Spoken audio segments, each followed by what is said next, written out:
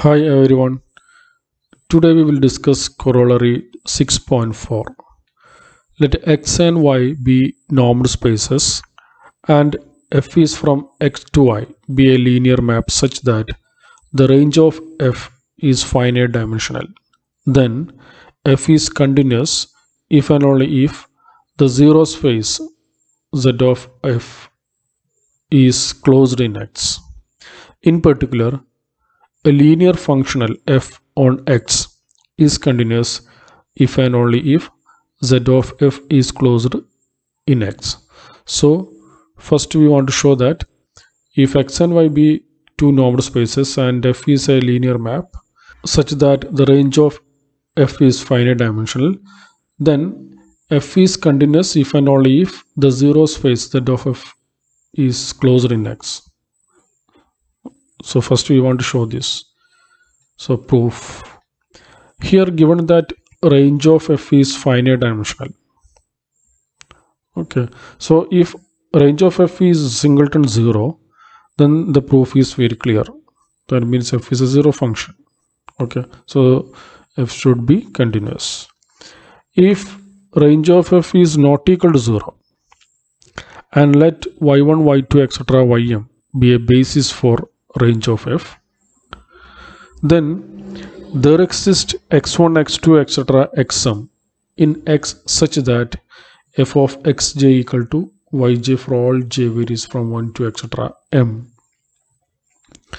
Now let z of f is closed in x and let x plus z of f belongs to x by z of f. So this means x belongs to capital X and hence f of x belongs to range of f. Okay, so f of x can be written as the linear combination of this basis. Okay, that is a1 y1 plus a2 y2 etc. plus am ym. So that is equal to a1 f of x1 plus a2 f of x2 plus etc. am f of xm. So that is f of a1 x1 plus etc. plus am xm since f is linear. So that is f of x minus f of a1 x1 plus etc. am xm equal to 0. That is f of x minus a1 x1 plus etc. plus am xm equal to 0. So this implies x minus a1 x1 plus etc. plus am xm belongs to z of f. Okay, so x plus z of f equal to a1 x1 plus etc. plus am xm plus z of f. So that is equal to a1 x1 plus z of f plus etc. am into xm plus z of f.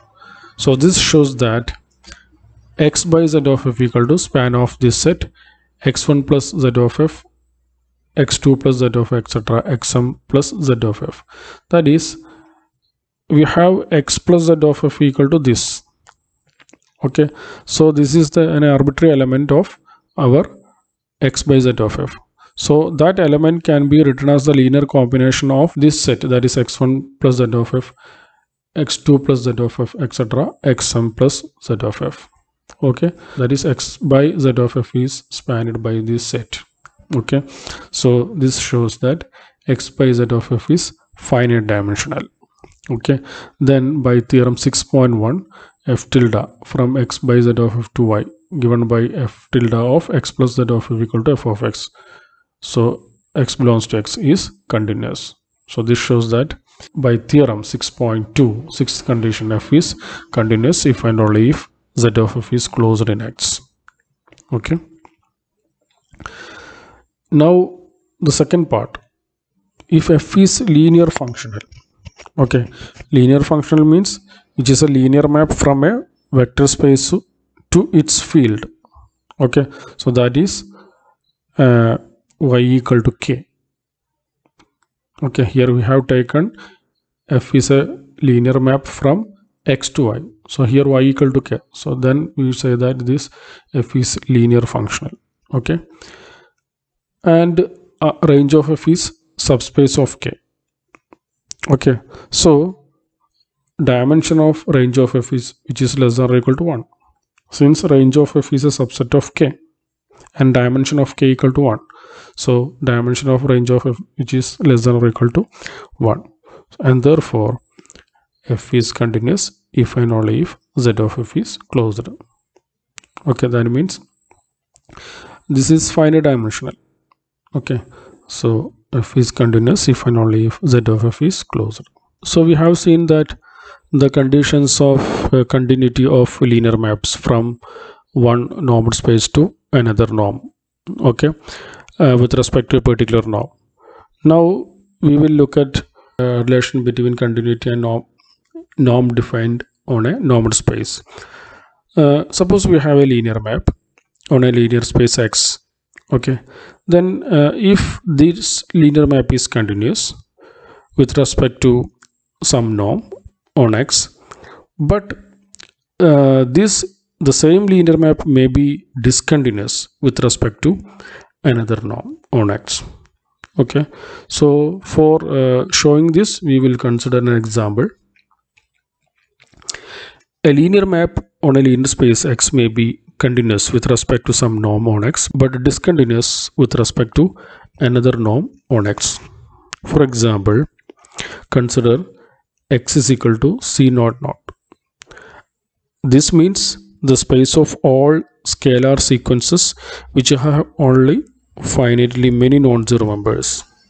Okay, and let f is from x to k be defined by f of x is equal to x of 1 plus x of 2 plus etc. for all x belongs to x, and x is equal to x of 1, x of 2, etc. Okay, then f is continuous with respect to norm 1, since mod f of x, or we can take this as norm f of, here f of x belongs to k, so we can take this norm as mod.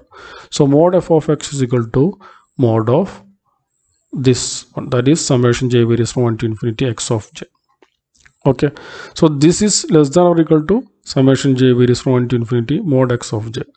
Okay, so that is mod f of x less than or equal to, this is actually our norm 1. Okay, so norm 1 of x.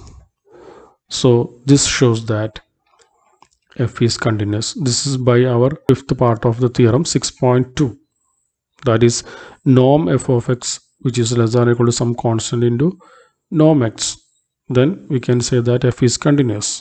Okay, so by using that result we can say that mod f of x less than or equal to norm 1 of x means f is continuous.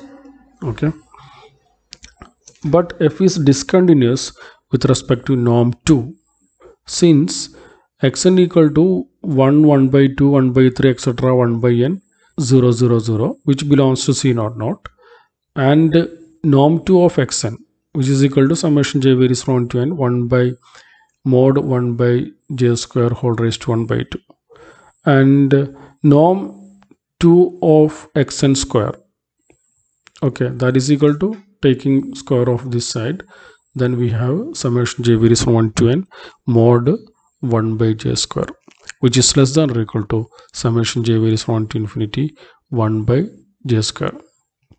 Okay, so this is equal to pi square by 6. It is a p series with p equal to 2, okay, which converges. Okay, so this is pi square by 6. So norm 2 of xn equal to pi by root 6. This is for all n. But modulus of f of xn, okay, mod of this is equal to summation j varies from 1 to n, 1 by j. So which converges to infinity as n tending to infinity. Okay, so we cannot have mod f of xn which is less than or equal to alpha into norm 2 of xn. Okay, so this shows that f is discontinuous. Okay, thank you.